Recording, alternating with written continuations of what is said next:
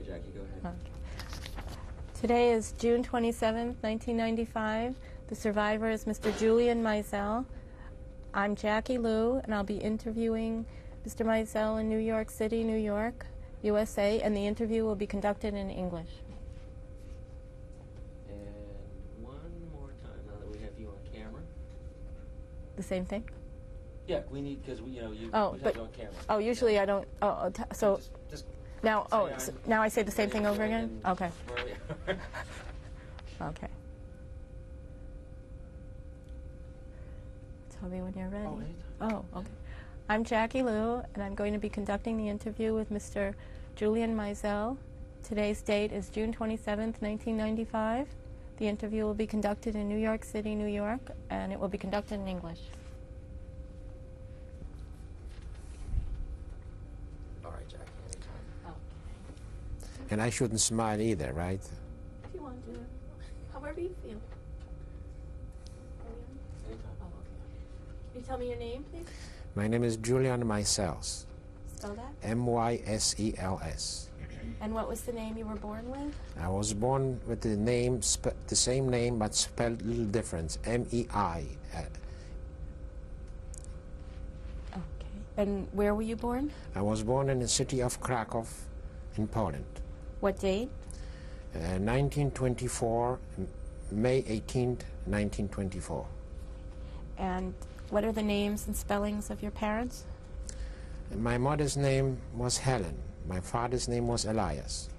What was your mother's maiden name? And my mother's maiden name, Steinberg. Can you spell that, please? S-T-I-N-G, Steinberg. Okay. And where was her family from?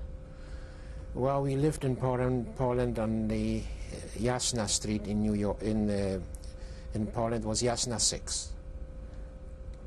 Were your parents originally from that city? Yes, my parents were originally living there for maybe a few generations. Did you have brothers and sisters? I had a sister, her name was Stephanie. And how old was she? How much older? Well, she was about 8 years older than me. Okay. And how old are you now? I am now 70 and a half. Okay. Can you tell me about your early childhood? Tell me about... Yes, we lived in Krakow and we were very comfortable. My father had a business, and I was going to a school called Śniadeckiego. That was a public school. Was it near your house? That was not far. It was on the Zielona Street, and we had a Jewish education. My mother kept information about Judaism, and we used to attend the temple in Krakow, which was very beautiful. Do you remember the name of the temple? I don't remember the name of the temple, but it was a very beautiful, was large, and the rabbi, I remember the name of the rabbi, he was Dr. Tape1.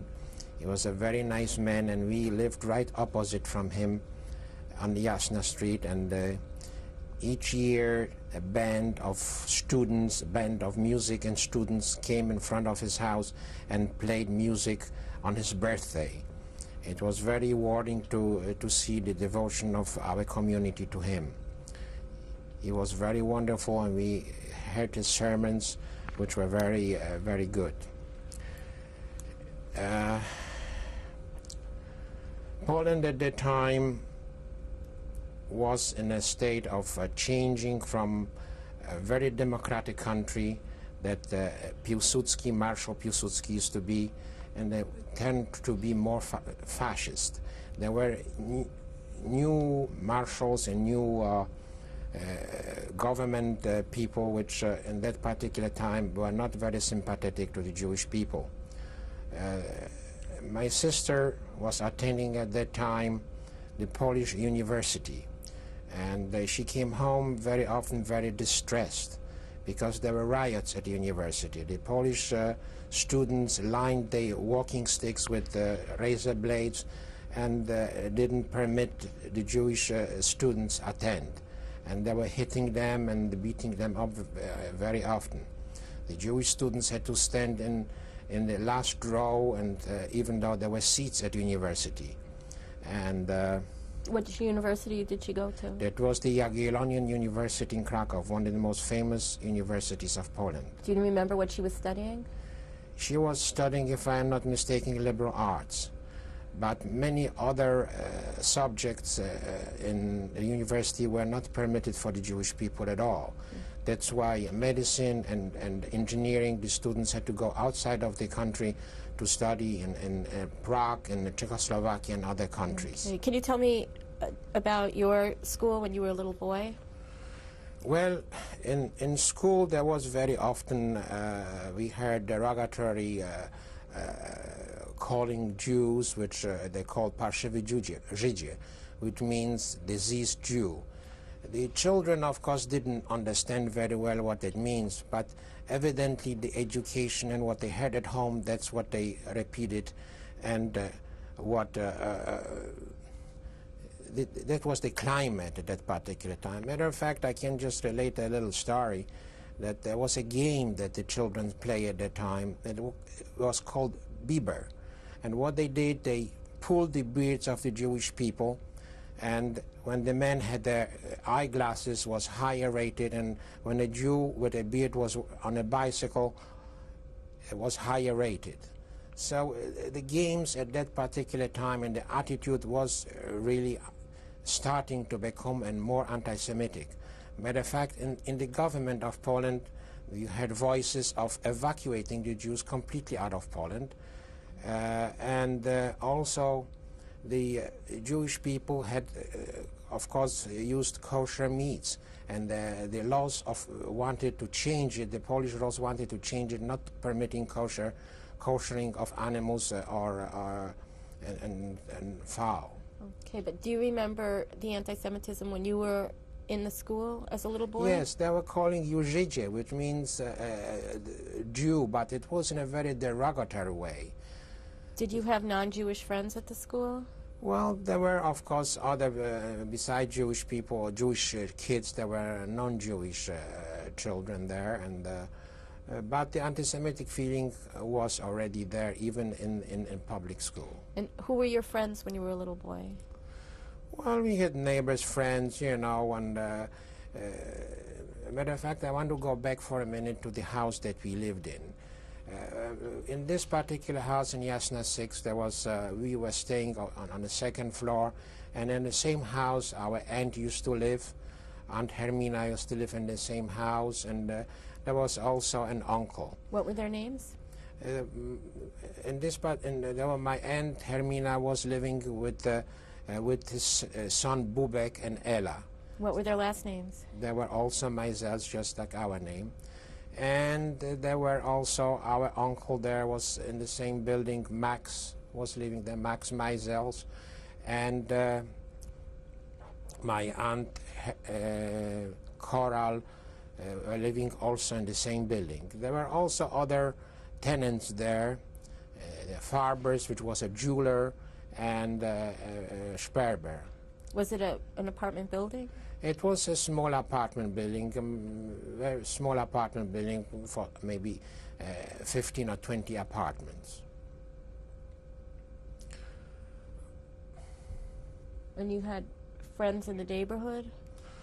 Well, the Jewish people mostly associated themselves with own crowd, in a sense that we didn't have that many Gentile friends.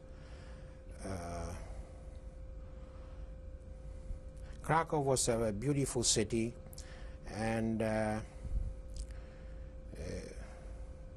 about relatives, your grandparents? My grandparents were not alive at the time. Okay. And did you have any youth groups that you belonged to? Oh, yes. At that particular time, when I was 12, 13, my father died when I was very young. When I was 10 years old, my father died. And it was a great tragedy to us. But after my father died, I was just about 12 years old, and it was time soon to prepare for the bar mitzvah. And I had a tutor who came to the house and to prepare me for the bar mitzvah time. He belonged to an organization called Betar, and he gave me information about Jabotinsky, Vladimir Jabotinsky, and the information was that Jabotinsky felt that the Jewish people should leave Poland and Europe in general and fight in Palestine for independence of a state of Israel. It was very appealing to me, but of course it was a distant thing, because at that particular time we all felt that nothing will happen to us in Krakow. I was recommended to some friends to a Shomer HaTzair, an organization for youngsters, which I did attend meetings and made friends, and it was a very rewarding organization at that particular time. When I was 13 years old, the bar mitzvah was held at the temple, and it was very joyous time for me. I received the tefillin, which signified pride and manhood, and I was very proud to be a Jewish person.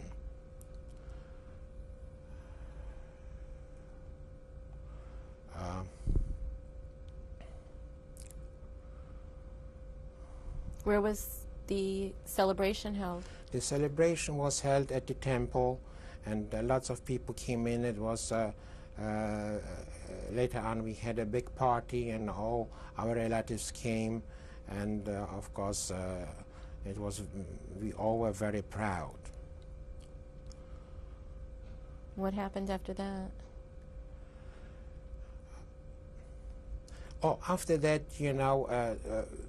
the apartment that we had was very large, so we moved to a smaller apartment on Alea Kraszinskiego 55. It was one of the most modern buildings at the time in Krakow, and had an elevator, which at that particular time not very few houses had in Krakow. We moved there, and it was very close to the school I was attending. It was a Polish gymnasium called Witkowskiego. The Jewish gymnasium in Krakow at that particular time was very crowded and was very difficult to get in. And on the other hand, the Polish gymnasium was very, very hard to get in also. They didn't accept Jews at all, so we had to have some friends that had the influence, whether in the city government or in the gymnasium itself. And just happened that my uncle had a friend that knew someone at the city government, and I was admitted to Gymnasium Witkowskiego. There were two Jewish students per class, primarily, and the Jewish studies were held once a month. It was very uncomfortable because we were all alone, and very often as Jews we felt not only as minority, but we felt segregated and not very comfortable. What made it not comfortable? It was not comfortable because we were only two there, and many professors there were anti-Semitic to a certain point. And what was going on with your family at that point? Well, at that point we were all hoping, we were hoping for better times, because when we put on the radio we heard Hitler shouting, and he said Jews are our downfall, Juden sind our Unglück, and that was very distressing at the time. And the situation in Poland at that particular time was getting very tense. The Hitler wanted, there was a corridor that Poland had to the Baltic Sea, and Hitler was pressing to take this particular corridor away from Poland, and the head of the Polish government was Ryd Śmigły, and he said, we're not going to give one button away from our suit. And it means they're not going to give away anything from Poland. But of course, the Polish army was not equipped to fight the Germans.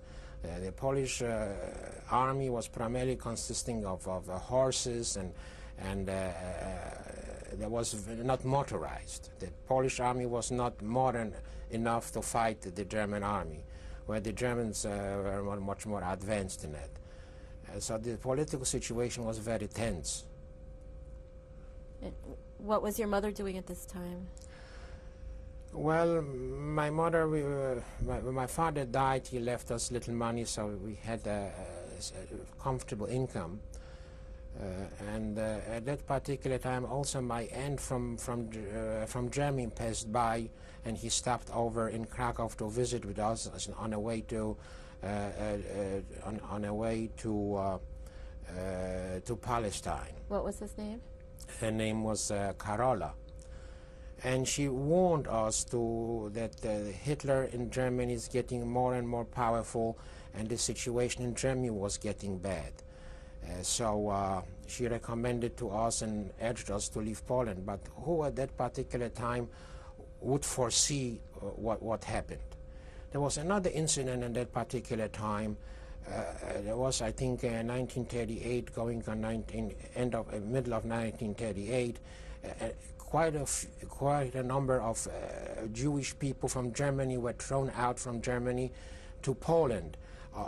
The excuse was that they were of Polish origin and didn't have the German passports. And thousands of them came to Poland, and they were distributed in different cities. And we accepted them with warm hands in Krakow, and it was also one of my distant cousins that we never knew from Leipzig. Her name was Lina. Do you remember, what was the last name? Her name was Lina. I don't know her last name. And we helped them very much, and we got them place to live, and she used to come to us once or twice a week for dinner. And there were many of them here in Krakow at that particular time, which were helped with jobs and apartments. And we should have realized that time the signs of danger, but we couldn't really foresee what will happen. The situation in Germany was already pointing to danger. Well, what was the relationship that you had at that point with Dr. Town, the rabbi? The rabbi, we were neighbors on the street, and we were very friendly, and together we were know them. We visit the house, and they came very often to our house. Our house, as I remember, was very interesting. We had a friend, a painter, and we had lots of paintings from him. His name was Hoffman, and his paintings were primarily biblical. And one painting was primarily interesting, as I remember, was a Jewish man, a prophet, sitting underneath a tree underneath the tree, and the vultures were nearby, and it was all in someplace in an open space, and it was like a danger. And we had lots of paintings from him, all from the Bible. I remember our apartment was very, very nice. We had the furniture which were carved, and very important at that particular time was a stove, which was at that time there was coal and wood. We were burning coal and wood for warmth, and the stove was like a center of because it was giving warmth and comfort. Okay. Then what happened after that? Was the rabbi warning you about what was going on? How did the rabbi feel about what was going on? Well, the rabbi, Dr. Town, very few people believed what was coming. Nobody thought that the war would break out and all that. It was Poland was at this particular time still people felt secure. When did you first start noticing that something was going on? Well, the speeches on the radio we heard from Hitler were more and more persisting and more I don't know how to explain it. You felt the tension and you felt fear when he was speaking. And primarily the Jewish people were afraid because things in Germany, the Jewish people in Germany already, many of them were immigrating and felt more danger than in Poland. Then what happened after that? Well, what year are we talking now? We're talking still before the war? Right. What was the first sign of danger that you saw as a little boy? Well, the danger that was transmitted to us was when my aunt passed through Poland and on her way to Palestine, and she described the difficulties that the Jewish people encountered in Germany. But to us, it was a distant thought. We didn't believe that anything would happen. Okay. There was the Jewish optimism that prevailed, and it's not really easy to move out, to pack up and leave. Usually, when people move out, there's immediate danger. But here was not immediate danger at this particular time. Okay. When did the immediate danger come? The immediate danger started much later, in 1939. Okay. What do you remember about that? Well, shall we start on the 1939? Well, 1939, the September, was very memorable because that particular time, one day we were standing outside and we heard and saw planes flying over Krakow. And beginning we thought they're Polish maneuvers of the planes. But later on we saw the German swastika distinctly on those planes, and we knew that something was wrong. It didn't take very long. It was 1939, September 1939. It was one of the days that is etched in our minds, is etched in my mind that we cannot forget. All of a sudden, the armored cars and motorcycles start coming in from various points, and people start coming out and seeing what was happening. And the cars and the motor cars with German insignia were going in one by one, and then the foot people, SS and were marching on foot with the Heil Hitlers stretching their arms out. It was not only distressing, but was completely fearful to see that. Thousands of them were marching in, and they all were going in towards the center of town, which was Rynek Główny. Then they were marching with the goose step and then singing the Horst Wessely song. When translation it is very fearful, which actually means that the Jewish people will be hunted down completely and destroyed. And they were marching for hours and hours, and everybody was standing on the street in great fear. This was the first day. Whole day and the next day they were marching in and camping out, I think, in Rynek Główny and other areas. Okay, and what was going on with your family at that time? At that time you were very fearful of what was happening. Days passed by, and since this was a very nice, one of the nicest buildings that we were living, the Germans immediately confiscated, gave a sign, made a sign that the Jewish people in that building must move out immediately. It was just a days after they arrived in Krakow, and we had to pack up and leave. It was very difficult to find anything, so we moved back to our uncle at Jasna 6th Street, and we shared an apartment with Uncle Max. Our old apartment there on Aleja Krasinskiego was confiscated for the SS people or Gestapo or high-ranking officers of the German army. Were you able to bring anything with you to your uncle's? Well, we took just the necessities. Everything, furniture and everything had to remain. And tell me about life at your uncle's. What happened? Well, we stayed with our uncle at that time, and those were the first days of the German invasion. Jewish people were interrogated on the streets and beaten.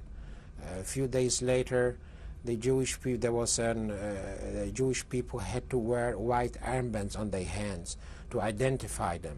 Where did you get the armbands? The armbands were bought at the Jewish in a Jewish section that was sold. And there was a Jewish section in Krakow, what's called Kazimierz. In this particular area, many Jewish people were dressed in the old-fashioned garb. And that was also dangerous because they were immediately identified because they were wearing black outfits and beards, and that made them very, you could spot them immediately. And that particular time, just in the beginning of the invasion of the German army in Krakow, the Jewish people felt very afraid because wherever they went on the street, they were caught and brought to hard labor and beaten. Did you have any personal experiences?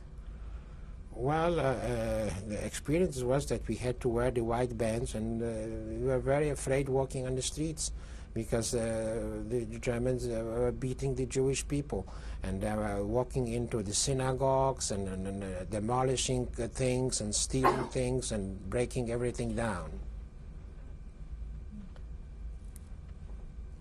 So these were the first days. A few weeks later, there were new things happening. The Jewish people were not permitted to travel by train.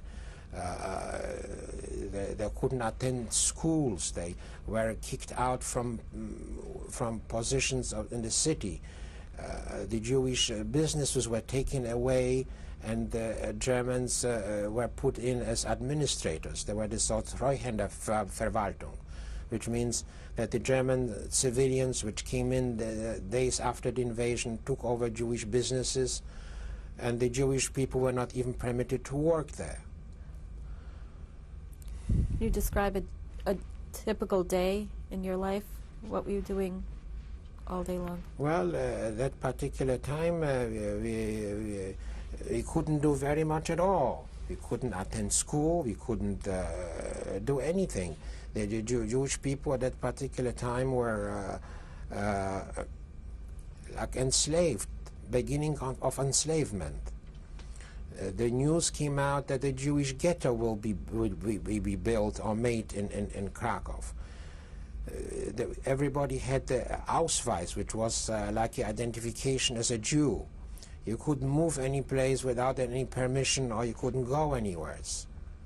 The news of the Krakow ghetto were very prominent, and also the news were that very few Jewish people would be permitted to the ghetto. Where we could go, there was a very uncertain thing. We had a meeting in the family, and they were discussing what to do, whether stay in Krakow or move out. And there was a distant relative of ours. His name was Kanarek, and he said to us, "Why don't you come to a little town of Żegocina, a little village, and perhaps we'll be able to survive the war over there instead of going to the ghetto." Well, and that